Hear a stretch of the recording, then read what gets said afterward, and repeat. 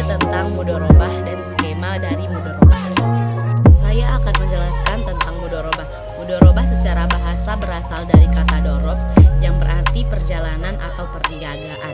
Dalam istilah fikih, mudorobah adalah akad kerjasama usaha antara pemilik modal atau sohibul mal dan pengelola usaha atau mudorib, di mana keuntungan dibagi sesuai dengan kesepakatan, sedangkan kerugian ditanggung pemilik modal kecuali akibat kelalaian dari pengelola usaha.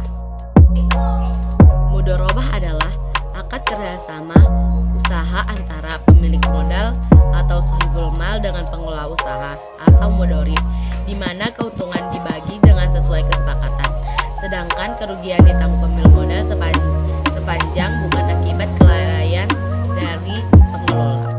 Adapun dalil dari akad mudorobah yaitu, dan orang-orang yang berjalan di muka bumi mencari sebagian karunia Allah. Quran surah Al-Muzammil ayat 20. Dan ada hadis riwayat dari Bukhari, yaitu diriwayatkan bahwa Rasulullah Shallallahu Alaihi Wasallam pernah memberikan modal kepada penduduk Khaybar untuk dikelola dengan sistem bagi hasil. Hadis riwayat Bukhari. Rukun dan syarat mudorobah.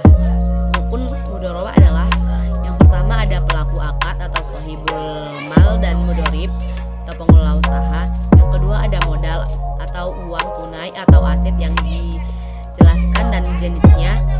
Yang ketiga ada ijab qabul. Yang keempat ada keuntungan harus disepakati sesuai dengan porsinya, bukan nominal yang pasti.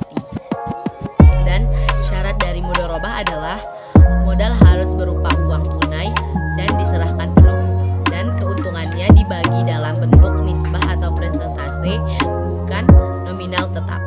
Dan pengelola memiliki kebebasan mengolah usaha sesuai dengan kesepakatan. Kerugian ditanggung pemilik modal kecuali akibat kelalaian atau kecurangan pengelola usaha. Ini adalah skema dari mudorobah. Di sini yang nomor satu ada nomor satu kan, nomor di sini berarti yang nomor satu itu pemilik dana dan pengelola dana.